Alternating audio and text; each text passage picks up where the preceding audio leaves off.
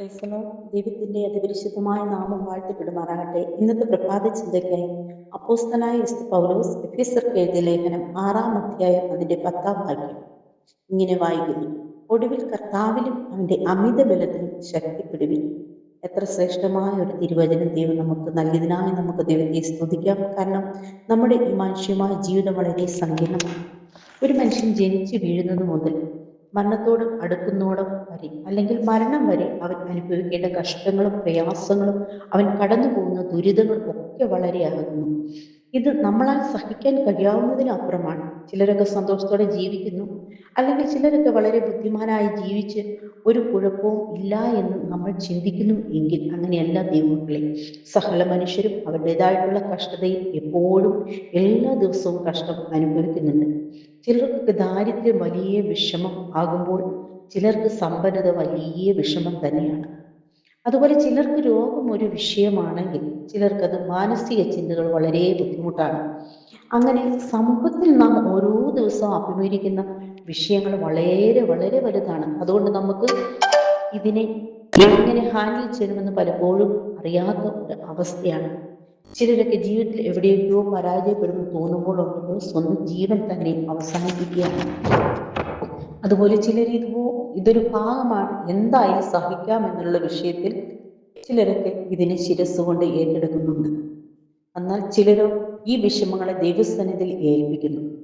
എന്തും വന്നുകൊള്ളട്ടെ, ദൈവം എനിക്ക് സഹായം ഉണ്ട് എന്നുള്ള ആ ചിന്ത നിശ്ചയമായിട്ടും അതൊരു നല്ല ചിന്തയാണ് ദൈവമക്കളെ. അതുകൊണ്ടാണ് അപ്പോസ്തലൻ പറയുന്നത്, എന്നെ വളരെയധികം സന്തോഷിപ്പിച്ച ഒടുവിൽ കർത്താവിലും അവന്റെ അമിത ബലത്തിലും ശക്തിപ്പെടുവിൻ.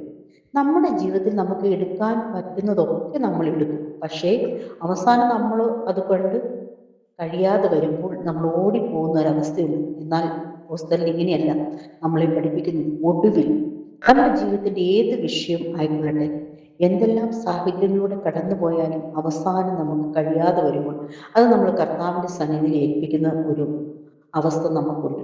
ആ ഏറ്റവും മനോഭാരം അത്യന്തം സന്തോഷമുള്ളതാണ്. ഒടുവിൽ സഹോദരന്മാരെ, കർത്താവിലും അവന്റെ അമിത ബലത്തിലും ശക്തിപ്പെടുവിൻ. കർത്താവിൽ ആയിരിക്കുന്നു നമ്മുടെ അവസാനത്തെ ഫോക്കസ്. കർത്താവിലായിരിക്കണം നമ്മുടെ അവസാനത്തെ പ്രതീക്ഷ. അതുപോലെ കർത്താവിലായിരിക്കണം നമ്മുടെ അവസാനത്തെ ആശ്രയം. അതുപോലെ കർത്താവിലായിരിക്കണം നമ്മുടെ അവസാനത്തെ ആ ആശ്വാസം. അതുപോലെ കർത്താവിലായിരിക്കണം നമുക്ക് നമ്മുടെ അവസാനത്തെ എല്ലാ പ്രതീക്ഷകളും. അതിനപ്പുറം വിടുവാൻ നാം ഒരിക്കലും അനുവദിക്കരുത്. കർത്താവിൽ നമ്മുടെ വിഷയങ്ങൾ കൊണ്ട് അവസാനിപ്പിക്കുവാൻ നമ്മൾ പഠിച്ചിരിക്കണം. അപ്പോഴാണ് പറയുന്നത്, അമിത ബലത്തിലും ശക്തിപ്പെടുവിൻ.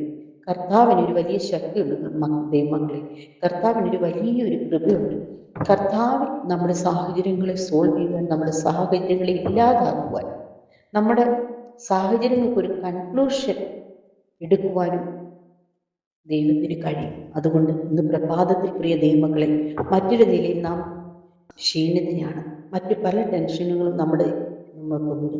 എന്നാൽ നമ്മുടേതായിട്ടുള്ള ഒരിക്കൽ പോലും വെച്ചുകൊണ്ടിരിക്കാതെ നമ്മുടെ കർത്താവിന്റെ സന്നിധിയിലേക്ക്, അവന്റെ അമിത ബലത്തിലേക്ക് നമ്മൾ അത് ഏൽപ്പിച്ചു കൊടുക്കുമ്പോൾ അവന്റെ ശക്തിയാൽ അനുഗ്രഹിച്ച് നമ്മൾ ഇന്ന് അനുഭവിക്കുന്ന എല്ലാ വിഷയത്തിലും മേലും ഒരു വലിയ വിടുതൽ, അല്ലെങ്കിൽ വലിയൊരു കൃപ ദൈവം നമ്മെ സഹായിക്കും.